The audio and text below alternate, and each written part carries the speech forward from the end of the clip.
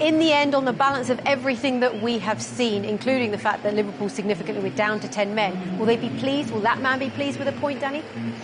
I think tomorrow morning when he wakes up, he'll be absolutely ecstatic, because not just the fact they got a point after going behind, it was the way they fought, the resilience, the intensity, the quality.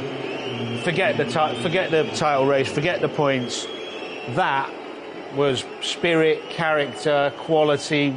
Everything you want from a group of players he saw today after a tough European game. Absolutely. Really good. 10 men from what, just like 19th minute? That's a long time to play with one less player. Well, I said at half-time a point would be a good result for them, and they were pushed at times. Even Fulham had a chance right at the end as well, so it was a difficult game. But I think, as Danny mentioned, the character to make sure they come away with the result and make sure that they keep building on the lead that they have there. You can see the table, Chelsea hunting them down, Arsenal dropped points as well today. So, look, as Danny said, once he gets in and reflects, I think he'll be disappointed, because at the end they had so much in the final third to try and get that win, and they had the momentum. But I think a point is probably... Crazy afternoon, full of talking points. As you stand here now, the final whistle just gone. What are your reflections? Obviously, a good comeback.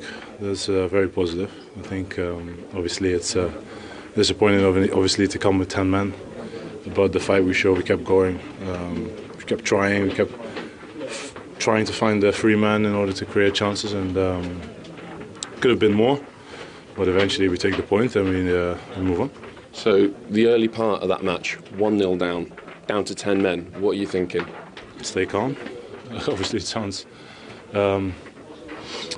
easier than to do it, but yeah, listen, it was always going to be tough against them. They make it tough to a lot of teams, and we've seen it last year when they came here, obviously, and last week when they play Arsenal, they made it tough as well, and we had to play a very good game. Unfortunately, you come 1-0 down, red card, and you have to turn it around and keep fighting and keep trying to play your football, and that's what we tried, especially second half, and could have led to more, but unfortunately it didn't. So there were a number of big decisions in that match. Fulham could have had a player sent off twice before Andy Robertson was sent off. I think you were on hand when Andy got shown his red card for the challenge. Feel hard done by with any of it? Well, I had conversations with the other players of Fulham as well, and we all felt that he was maybe a little bit nervous. I don't know, maybe if it's true, yes or no. But yeah. Sorry, who was nervous? The referee? Yeah, we felt it a little bit. I couldn't, together with Robertson, couldn't properly communicate with him. I felt, this is what it is. We can't put the blame on the referee, but it's also part of the game. So as a captain, you'd normally like more dialogue with the referee than you did today? Well, we are the only ones apparently that can speak to the referee, and we all speak about protecting the referees and stuff. And if I want to speak on behalf of my team, then I should be able to. And I felt like at times, but we shouldn't make a big thing out of this. But probably gonna happen now. But it isn't the reason where we drop points today. There were also multiple other factors, and but we take the point and move on. They will take the point, and as you said, considering all things that went on in that game, it was a good point earned. It was, in the manner they composed themselves and in themselves on Fulham.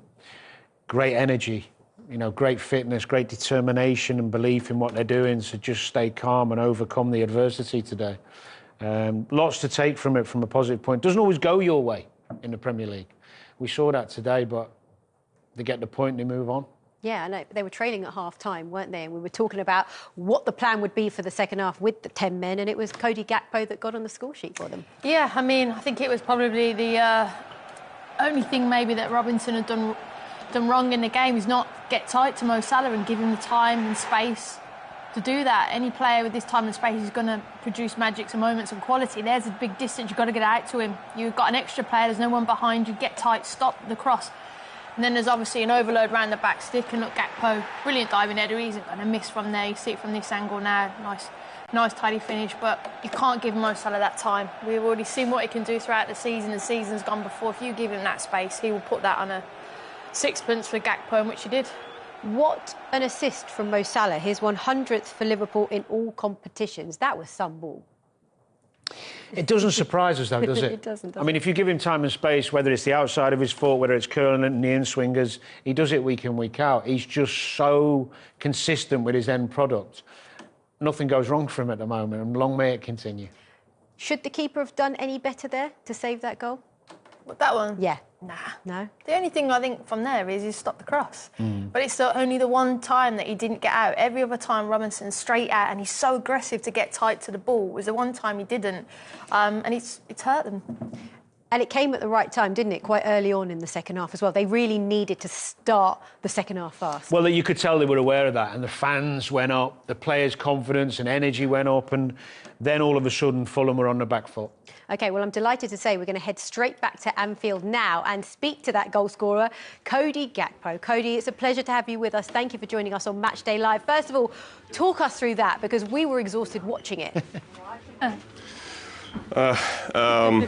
Yeah, obviously it was also an exhausting game for us. I think we really fought really hard to get a result. But yeah, at the end, a draw.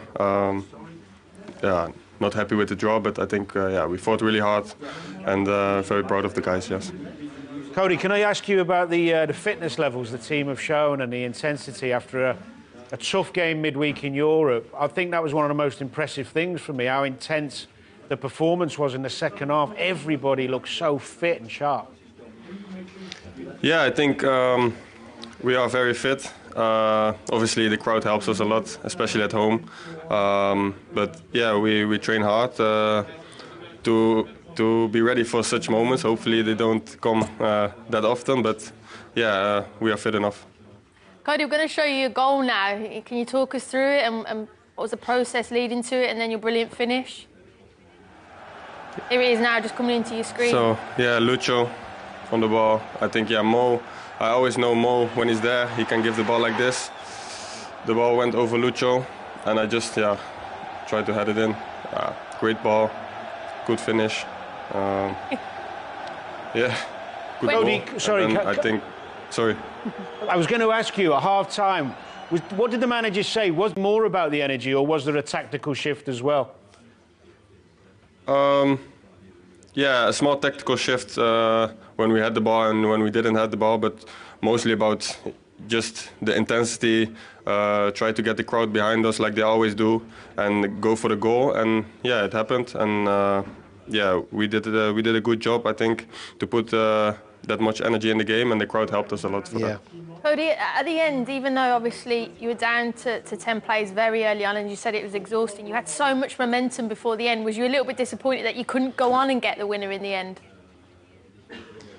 Yeah, I think we had some great opportunities at the end, and then yeah, it just needs to go in the right direction for the team. Sometimes it happens. Today it didn't, so a little bit unlucky in the last pass or in the finishing. But I think as a team we showed the character we have, and that we could make it, and hopefully it will never come that we are down with 10 men. But if it comes, we know that we can win. Exactly. Well, thank you very much, Cody, for taking the time to speak to us, and best of luck with the next match. Thank you very much. Bye-bye.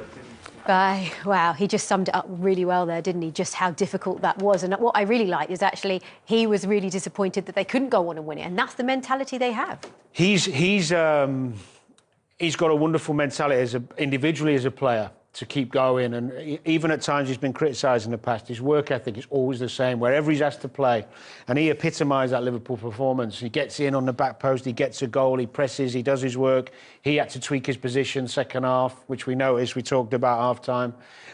I think there's so much for Liverpool to take from that performance in a positive sense, rather than worry about the 2 points drop. A little warning, you know, track your runners, be switched on.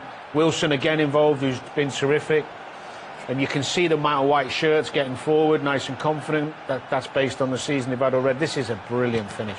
Great cross from Robertson. We talked about him earlier. Full-backs playing their part. This is seeing it again. There's the pass. Watch Robertson. He runs off the back of Salah.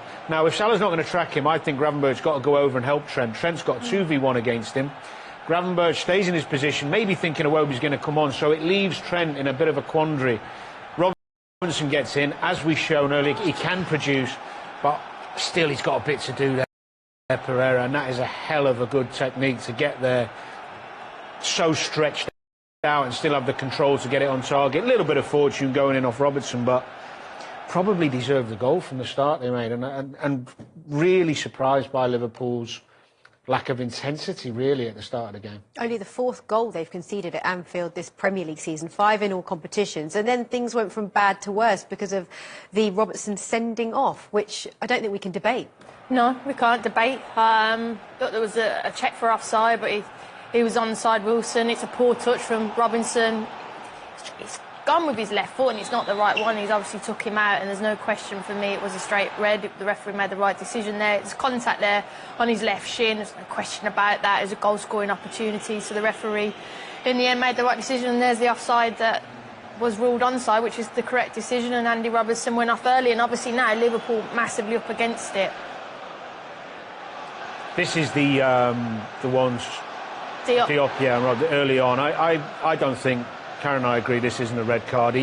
It's a genuine attempt for the ball and he misses it and catches him, and a yellow's probably right. It was an accident. It's high, but I don't think there's an intent and the force isn't there, so I think the yellow was the right decision. You talked pre-match about Liverpool having a plan A, B, C, D. Yeah. What's the plan now? 45 minutes with 10 men. Well, they've changed shape. We noticed it, Danny noticed it, gone to a 3 at the back and have pushed people on, but Fulham are a tough team to break down, so I think they just need to be a bit more. I think they're rushing it a little bit once they get into the final third, they're rushing it. But I wouldn't be surprised if Nunez comes on a little bit later on and gives them a different dynamic and a problem for Fulham to solve up top.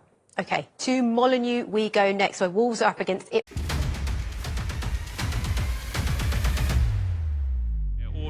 Martí, que si no está es por motivos de fuerza mayor, así que todo el ánimo para él. Un abrazo grande y veremos si su Rayo le puede dar hoy una alegría. En troncos de Sergio García junto a Verdú, cuando ya se cogen esas cartas secretas. A turno de Aitor Vives. Encara Aitor, arriba. Desviado el remate de Aitor Vives, la llega a tocar Paul Lechuga. Días en los que quizá podrían haber tenido mejor resultado, los porteros han estado ahí. Viene el balón para Manu. Precisamente un portero es quien le da el primer gol a Troncos. ¡Gol!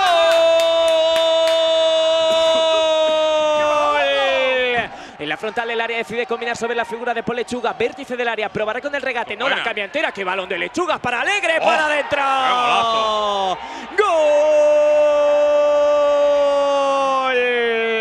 Espérate, porque viene Fraile, esta línea de fondo la pone Fraile, el balón para Poc, que recorta delante de Ferres. Poc, ¡qué parada abajo! De Manu Martín, lo hizo de fábula. Ha señalado cesión. Libre en directo, eso es. Sí, libre en Ojo directo, que la pone rápido en movimiento, los Troncos para adentro.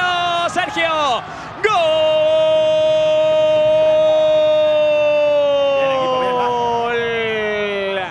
Vamos al penalti, presidente. Lo tirará en paralelo a la portería Perchita. Perchita ante Lechuga. Le pega Perchita. ¡Lo ha parado! Con suspense, con incertidumbre, pero acabó sacando finalmente. Pues venga, todo tuyo.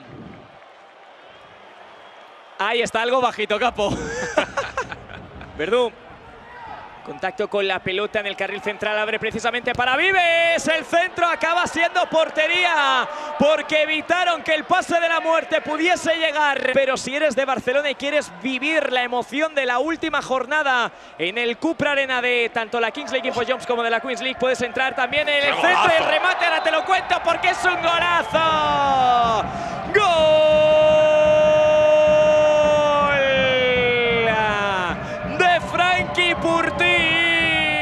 Frankie Purtí, irá Frankie para darle la vuelta al Rayo. Frankie lo ha parado. Lo ha parado Manu Martín. En la porfía con Ian, en todo caso no se aplica nada y viene el ataque ahora de los Troncos. ¡Lechuga! Román Alegre está bien, gol doble. Gol doble para Rayo. Sí. El capitán de los Troncos combina con Vives. Lechuga. Era muy difícil porque le botó justo en el momento. Un penalti shot-out. Tanto sonoras como lumínicas del Cupra Arena. Sorroche para el tercero. Lechuga. Decide combinar sobre Paul Román. Aparece Román Alegre que filtra el envío. El remate para adentro. ¡Gol de oro! ¡Cántalo! ¡Gol!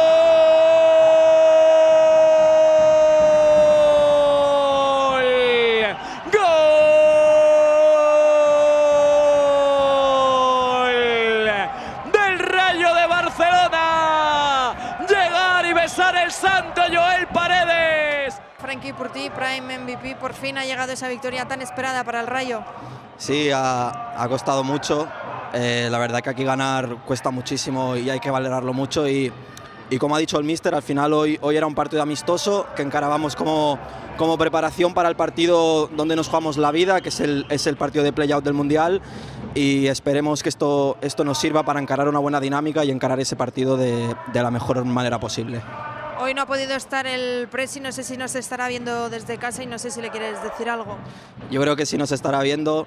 Le mando un fuerte abrazo. Esta semana ha sido una semana difícil para él y espero que le anime, tanto la victoria del femenino como la nuestra este fin de semana. Espero que le anime y que le ayude a pasar la semana de la mejor manera posible y decirle que le queremos mucho y que vamos a dar la vida para que el Rayo esté en el Mundial.